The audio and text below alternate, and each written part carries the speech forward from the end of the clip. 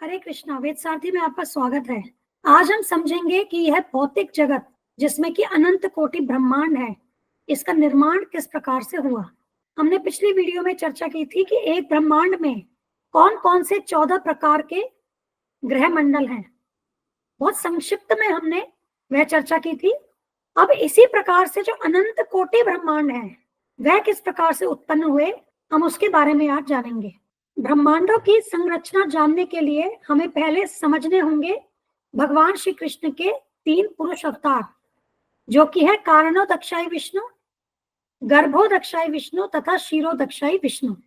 भगवान श्री कृष्ण अवतारी हैं, वे सभी अवतारों के मूल हैं। सृष्टि की रचना भगवान श्री कृष्ण अपने पुरुष अवतारों के माध्यम से करते हैं। तो पहले पुरुष अवतार जो कि है कारणोदक्षाई विष्णु, जिन्हें महाविष्णु भी कहते हैं, वे संपूर्ण भौतिक शक्ति महत तत्व को उत्पन्न करते हैं। मतलब मटेरियल इंग्रेडिएंट्स, जो भी भौतिक तत्व सृष्टि के निर्माण के लिए आवश्यक हैं, उस महत तत्व को महाविष्णु उत्पन्न करते हैं।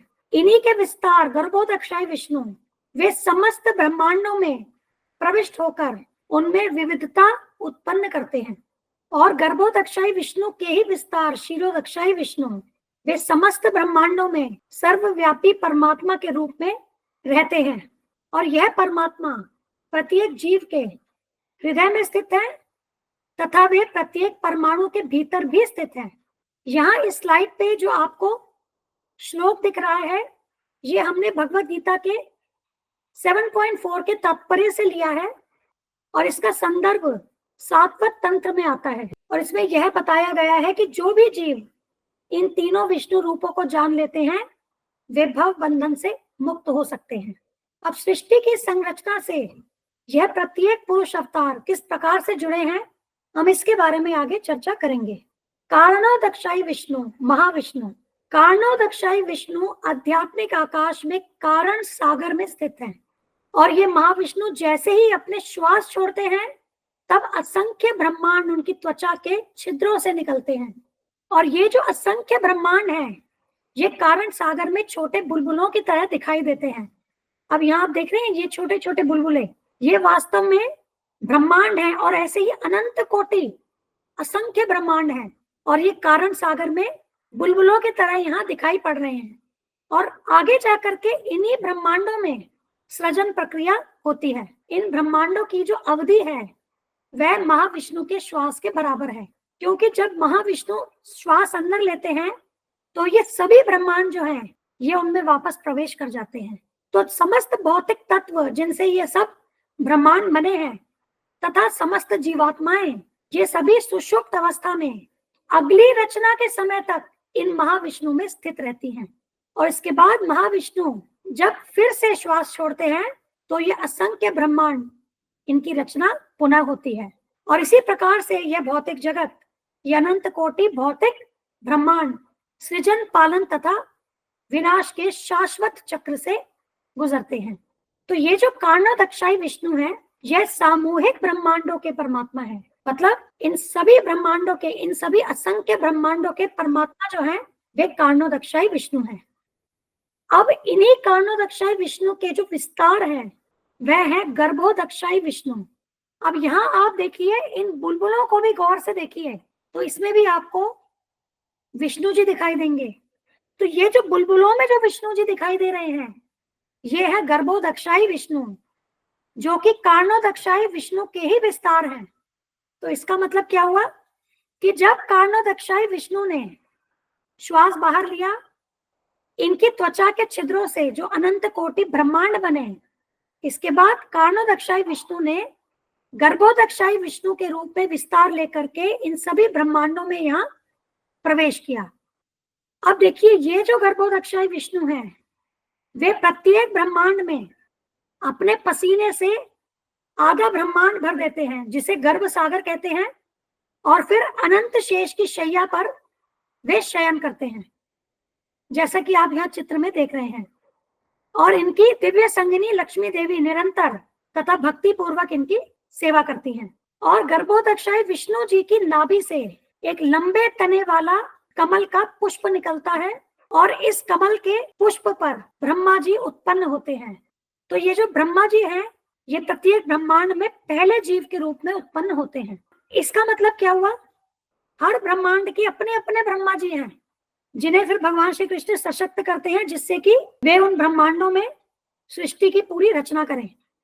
जो हमारा ब्रह्मांड है उसमें जो ब्रह्मा जी हैं उनके 4 सिर होते हैं, परंतु अन्य बड़े बड़े ब्रह्मांडों में और अधिक सिर वाले ब्रह्मा जी भी हैं। तो इसके ऊपर हम एक कथा बहुत शीघ्र ही आपके समस्त एक कथा प्रस्तुत करेंगे, जिससे आपको ये बात और भी अच्छे से समझ आ सकेगी कि किस प्रकार से अलग अलग ब्रह्मांडों में अलग अलग ब्रह्मा होते हैं। तो ये जो गर्भोदक्षाई विष्णु है, ये प्रत्येक ब्रह्मांड के परमात्मा है। अब कारणोदक्षाई विष्णु हमने क्या बात की थी? सामूहिक ब्रह्मांडों के परमात्मा है। परंतु अगर हम प्रत्येक ब्रह्मांड की बात करें तो उनके परमात्मा कौन हुए? गर्भोदक्षाई विष्णु। अब ये जो गर्भोदक्षाई विष्णु है, ये विस्तार लेते हैं क्षीरोदक्षाई विष्णु के रूप में।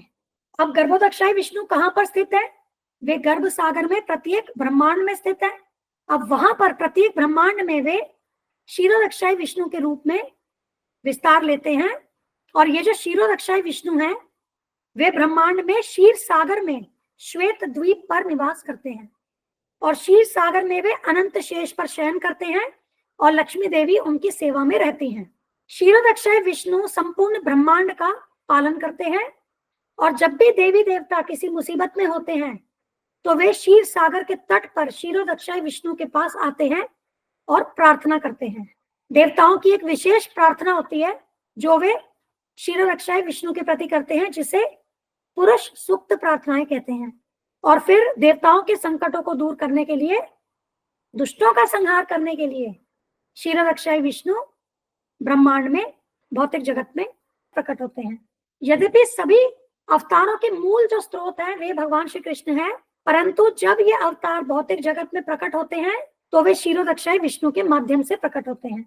और ये जो क्षीरोदक्षाई विष्णु है, ये प्रत्येक व्यक्तिगत जीव के परमात्मा है। ये क्षीरोदक्षाई विष्णु है, ये प्रत्येक जीव के हृदय में परमात्मा रूप में स्थित है, और यही क्षीरोदक्षाई विष्णु प्रत्येक परमाणु के भीतर भी उपस्थित है।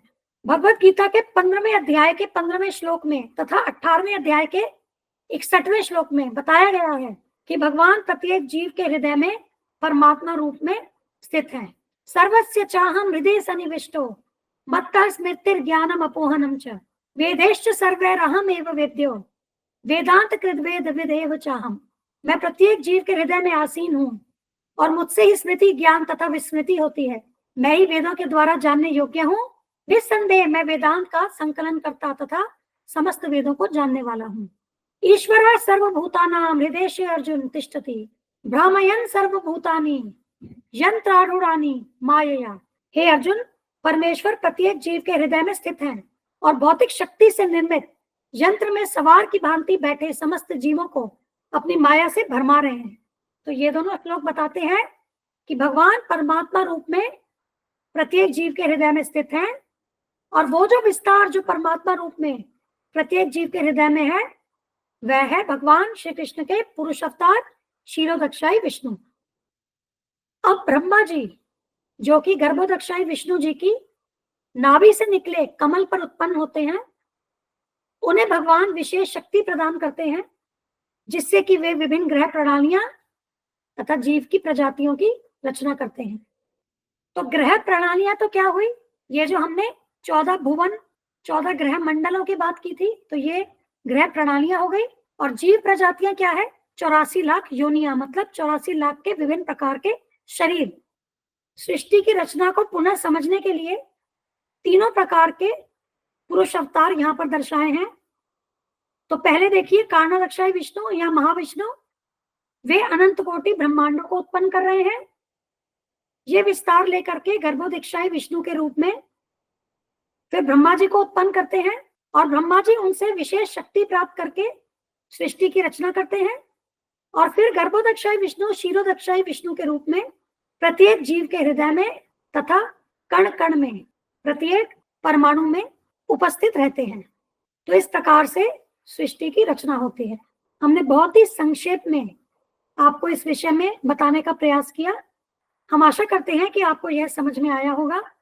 अब यहाँ एक बात समझने की है कि ये जो भौतिक प्रकृति है, मतलब हमने पिछली वीडियो में एक बार बात की थी कि भगवान की अपराशक्ति है तथा पराशक्ति है। तो जो अपराशक्ति है वह भौतिक शक्ति है। तो ये जो भौतिक शक्ति या भौतिक प्रकृति है ये सनातन है, परंतु ये जो भौतिक जगत है ये अस्थाई है। अब इसे कैसे समझें?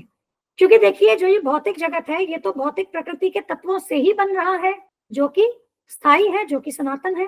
परंतु फिर भौतिक जगत अस्थाई क्यों है? हम इसे जानने का अगली वीडियो में हम इसे जानने का प्रयास करेंगे। हम आज की चर्चा को अब यहीं पूर्ण करते हैं। धन्यवाद। हम ये चैनल और इस पर दी गई समस्त वीडियोस हमारे गुरु महाराज श्री कृष्ण कृपा मूर्ति श्री श्रीमद अभय चरणारविंद भक्तिवेदांत स्वामी ठाकुर श्रील प्रभुपाद जी को समर्पित करते हैं। श्रील प्रभुपाद की जय। धन्यवाद। हरे कृष्णा।